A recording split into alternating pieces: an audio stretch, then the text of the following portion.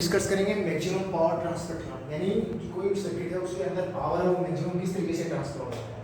यानी एक नेटवर्क है, ये हमने एक नेटवर्क दिया है जिसके अंदर यहाँ पे Vs वोल्टेज सोर्स है और इस वोल्टेज सोर्स है उसका जो इम्पीडेंस है वो Zs है, यानी Zs यानी जो सोर्स इम्पीडेंस है, सोर्स का यहाँ जो सोर्स सप्लाई कर रहे हैं उसका इम्पीडेंस है।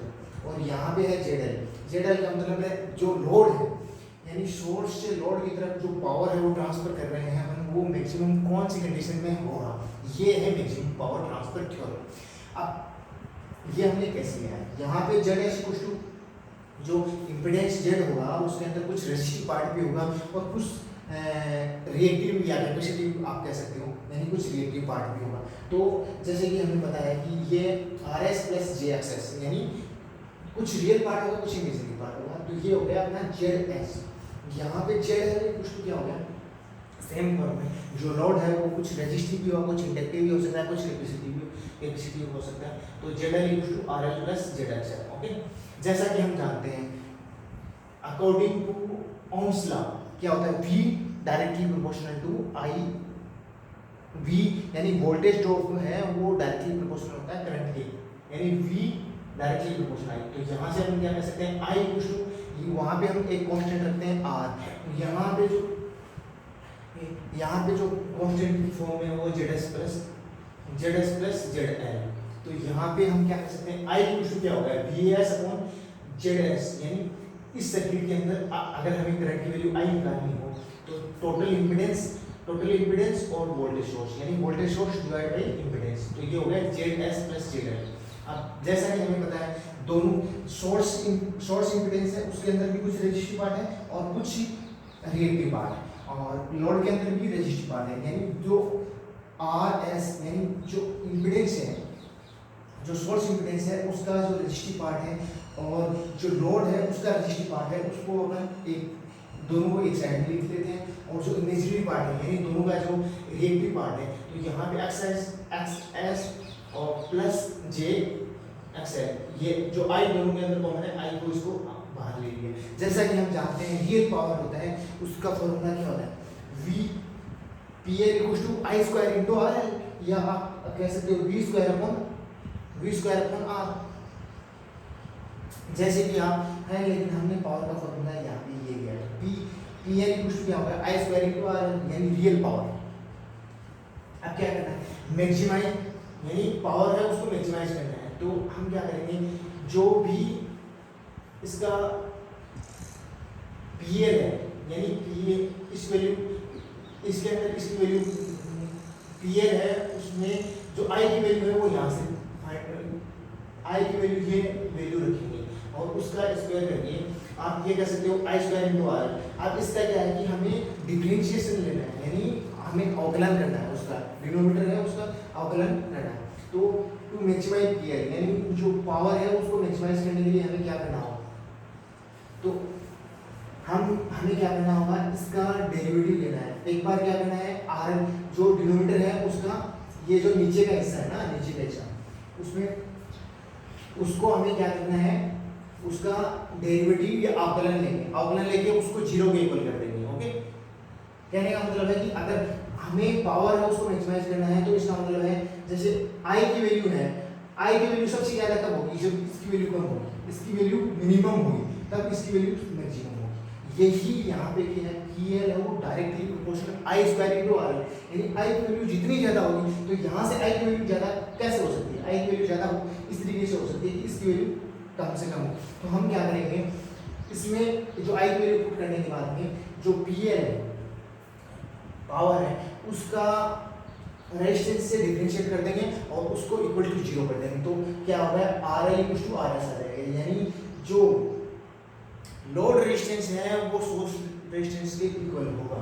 और इसी तरीके से जो इमेजिनरी पार्ट है उसको हम इक्वल करेंगे, तो XL इक्वल टू आएगा माइनस XS। ओके, या मतलब आप ये कह सकते हो एक दूसरे का कॉम्प्लीमेंट। इससे हम क्या इन दोनों से हमें क्या कंक्लूजन निकलता है, जैसे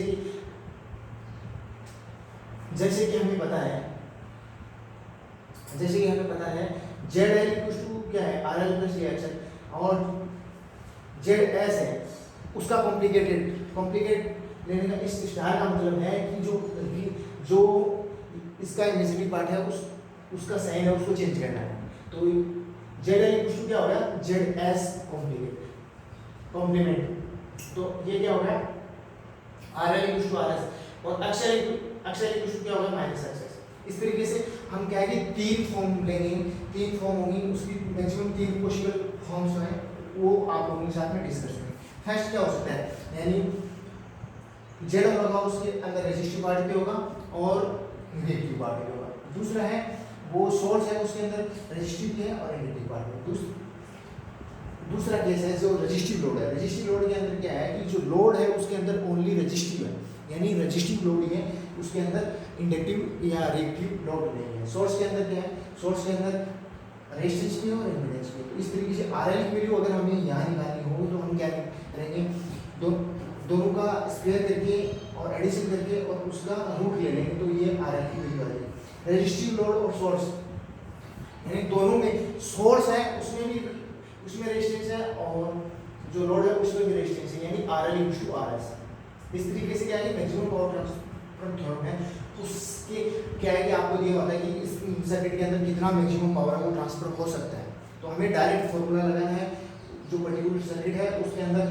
पहले हमें करंट की वैल्यू निकालनी है, यानी पर्टिकुलर सर्किट है उसके अंदर टोटल वोल्टेज सोर्स होगा और डिवाइड बटे जो टोटल इम्पीडेंस होगा सोर्स का और लोड का उसका डिवाइड कर देंगे तो ये आ जाएगी करंट की वैल्यू।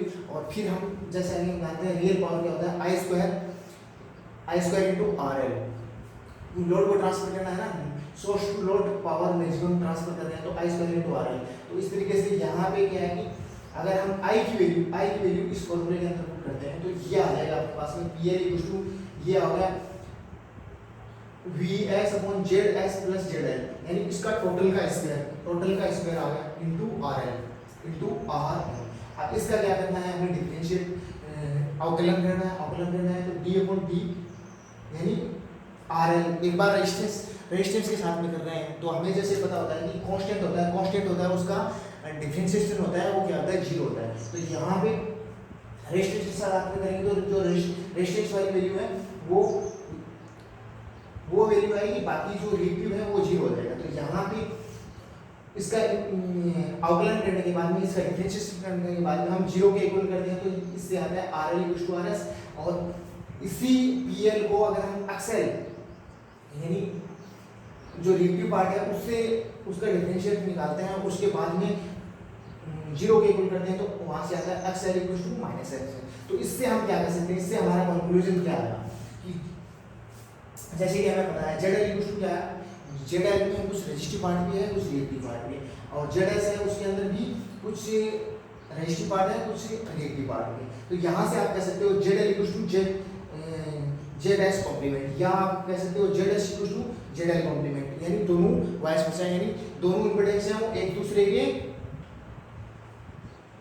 दूसरे के उस उन दोनों में क्या होगा, रेजिस्टिव पार्ट तो सेम होगा, जो रिएक्टिव पार्ट होगा उनके दोनों में साइन में चेंज हो गया। अगर किसी में पॉजिटिव है तो दूसरे में नेगेटिव होगा। तो इससे क्या है कि जो टोटल इंपीडेंस है वो रेजिस्टिव होगा और रेजिस्टिव होगा तो हमारा जो मैक्सिमम पावर है वो ट्रांसफर होगा। इसमें जो मैक्सिमम पॉसिबल तीन केसेस बन सकते हैं। तो यहाँ पे ये जनरल केस भी है जिसमें क्या है कि जो इम्पीडेंस है उसके अंदर रेजिस्टिव पार्ट भी है और रिएक्टिव पार्ट भी है, और ये सोर्स जो इम्पीडेंस है उसके अंदर भी रेजिस्टिव पार्ट भी है और रिएक्टिव पार्ट भी।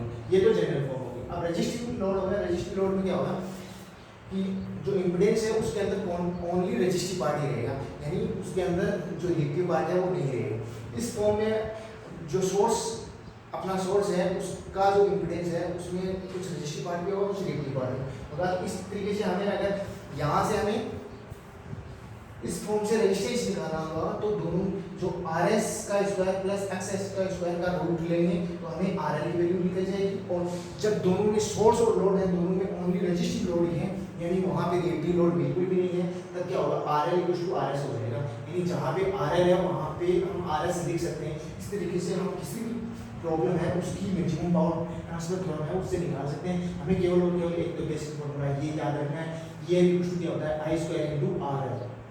उसके बाद में कोई भी सर्किट दे रखा है उसके अंदर हमें करंट निकालना, करंट निकालने के बाद में उसके अंदर वैल्यू पुट कर देंगे और कौन से उस जो केसेस है उसके अंदर आ रहा है उस हिसाब से हम उसकी वैल्यू फाइंड आउट कर सकते हैं। हमें केवल ये फॉर्मूला याद रखना है। बाकी ये तो आप लोगों को समझाने के लिए किया था किस तरीके से जो सोर्स होता है उसका जो इम्पीडेंस होता है वो लोड का कॉम्प्लिकेटेड यानी उसका कॉम्प्लिकेट होता है।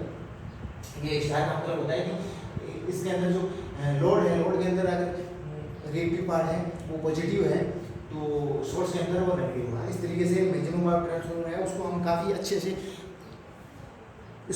अच्छे से हमने समझा और इस मैक्सिमम पावर ट्रांसफार्मर से काफ़ी सारे क्वेश्चन पूछे जाते हैं। Have a great day, God bless you, thank you very much for listening.